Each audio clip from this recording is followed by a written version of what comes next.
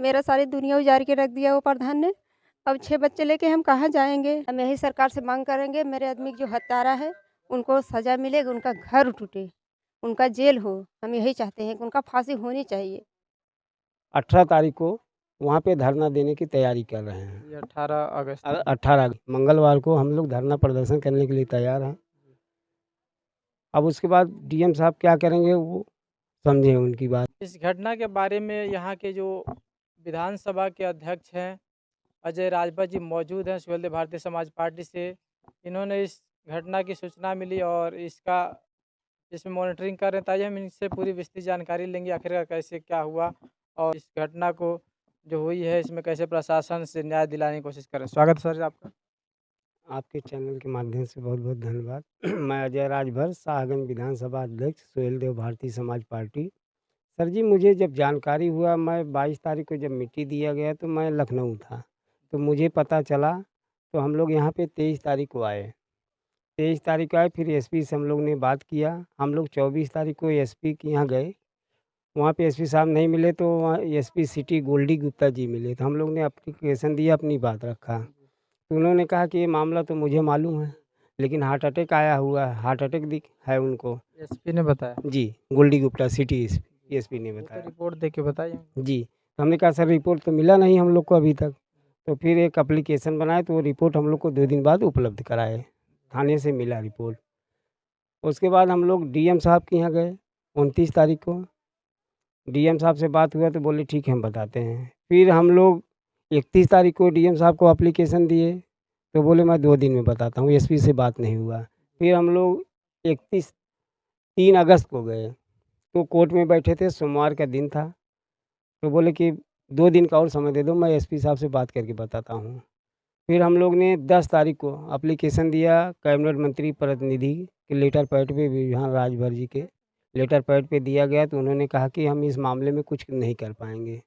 फिर हम लोग ने ये महिला को ले जाके लखनऊ में मंत्री जी के यहाँ पेश किए। मंत्री जी से वार्तालाप हुआ, एसपी साहब से, डीएम से। तो एसपी साहब ने कह रहे हैं कि हम तो तैयार हैं, लेकिन आप डीएम साहब से आदेश करा लीजिए। डीएम साहब आदेश करेंगे, उसके बाद ही हम कुछ कर सकते हैं। हम भी चाह रहे हैं महिला की मदद हो जाए। उसके बाद जो है फिर हम लोग ने डीएम साहब को यहाँ 13 तारीख को गए, 23 तारीख को गए, 13 अगस्त को गए। डीएम साहब ने बोला कि शाम को 6:30 बजे मैं शाहगंज सीओ और कोतवाल को बुलाया हूँ और प्रधान को भी बुलाया हूँ, सीएमओ को भी बुलाया हूँ। तो हम लोग 8:30 बजे तक वहाँ रुके थे। फिर 7 बजे फ़ोन किए तो बोले हमारे आवास पे आ जाओ। आवास पे गए तो डीएम साहब घर से बाहर निकले नहीं। हम लोग एक कमरे में बैठे थे 2-2.5 घंटा, नहीं निकले, क्योंकि कोतवाल साहब और सीओ साहब शाहगंज से गए, तो वो लोग से वार्तालाप हो रहा था, लेकिन हम लोग से मुलाकात नहीं हुई। बारिश बहुत हो रहा था, हम लोग फिर वहाँ से चले आए। 3 घंटा बैठे थे, डीएम साहब नहीं आए तो हम लोग वापस चले आए। अभी हम लोग 18 तारीख को वहाँ पे धरना देने की तैयारी कर रहे हैं। ये 18 अगस्त 18 अगस्त को मंगलवार को हम लोग धरना प्रदर्शन करने के लिए तैयार हैं।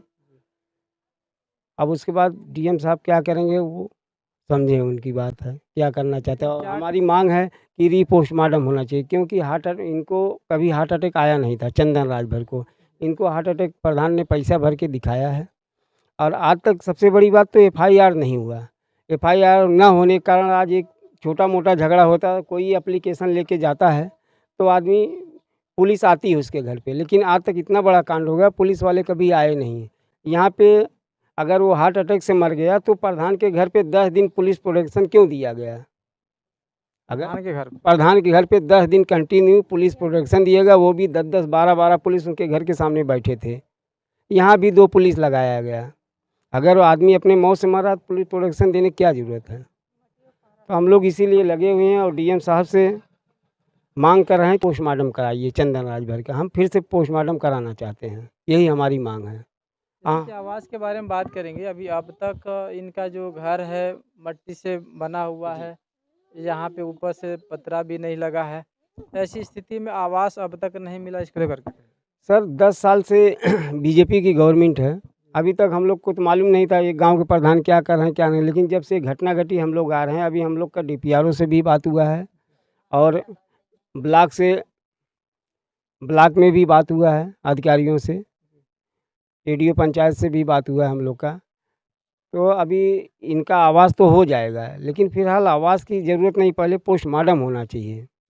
जैसे आज ये झेल लिए 10 साल से बीजेपी गवर्नमेंट, वैसे 1 साल और झेल लेंगे।